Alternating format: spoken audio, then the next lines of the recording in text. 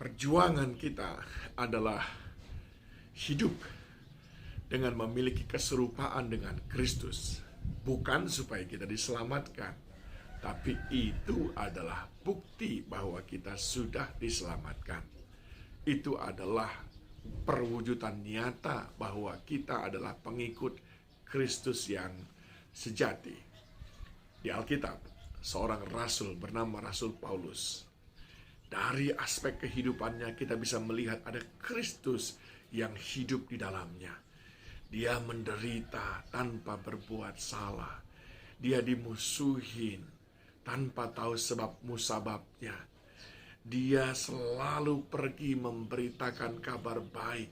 Itu semuanya hal yang dilakukan oleh Yesus Kristus dan diikuti oleh Paulus dalam kehidupannya.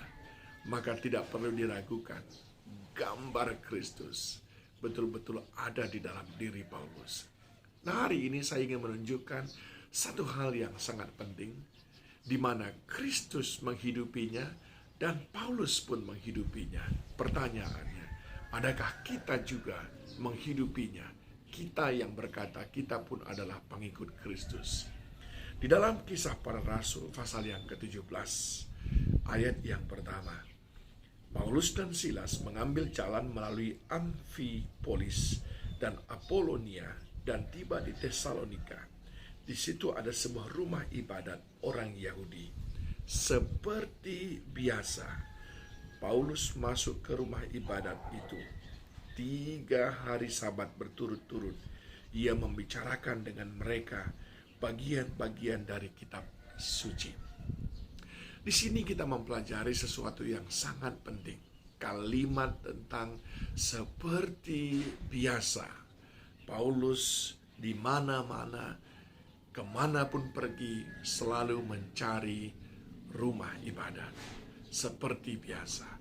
Kalau saudara mendengar itu, saya percaya langsung imajinasi kita kepada kebiasaan Tuhan Yesus, yang juga dikatakan di dalam Lukas pasal yang ke-4, bahwa ayat yang ke-16, ia datang ke Nazaret tempat ia dibesarkan, dan menurut kebiasaannya pada hari Sabat ia masuk ke rumah ibadat lalu berdiri hendak membaca dari Alkitab. Dan juga di Lukas pasal yang ke-6 dikatakan ayat yang ke-6, pada suatu hari Sabat lain Yesus masuk ke rumah ibadat lalu mengajar. Kemana-mana Yesus pergi, dia tidak pernah lupa untuk mencari rumah ibadah. Dan ternyata Paulus betul-betul meneladani Yesus dalam hal itu. Kemana-mana Paulus pergi, dia selalu mencari rumah ibadah. Lalu, adakah kita meneladani hal itu? Adakah kita kemana-mana pergi juga terpikir, bahkan memprioritaskan untuk mencari rumah ibadah? Ini kebiasaan yang ditiru oleh Paulus dari Tuhan Yesus. Ini adalah kebiasaan pengikut Kristus. Yang kedua, di mana-mana, dimanapun berada, tidak lupa mendalami firman Tuhan, membaca firman Tuhan. Ini adalah kebiasaan pengikut Kristus. Ini adalah bukti keserupaan dengan Kristus yang ada dalam diri Paulus dan mestinya juga ada dalam diri kita. Dan yang ketiga, di mana-mana membawa jiwa-jiwa kepada Tuhan. Di mana-mana membawa jiwa-jiwa kepada Tuhan, seperti yang dilakukan oleh Paulus dan juga Yesus Kristus. Di mana-mana membawa jiwa-jiwa. Kisah Para Rasul 17 ayat yang ke-4.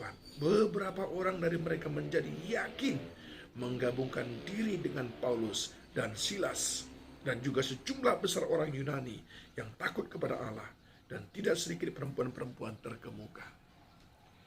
Adakah engkau pengikut Kristus sejati? Adakah engkau memiliki gambar Kristus dalam dirimu? maka semestinya dengan mudah dapat dilihat. Satu, kemanapun engkau pergi, engkau akan selalu mengutamakan ibadah, mencari rumah ibadah. Dua, kemanapun kau pergi dan dimanapun kau berada, engkau tidak akan pernah lupa membaca, mendalami, memperkatakan firman Allah. Tiga, kemanapun kau pergi, engkau akan selalu tertarik, terdorong, termotivasi untuk membawa jiwa-jiwa kepada Tuhan. Adakah kita sudah meneladani Yesus seperti Paulus yang sudah meneladani Yesus? Mari lanjutkan perjuangan kita. Semakin hari, semakin memiliki keserupaan dengan Tuhan Yesus Kristus. Kiranya Roh Kudus menolong kita melakukan 3 hal itu. Tuhan memberkati.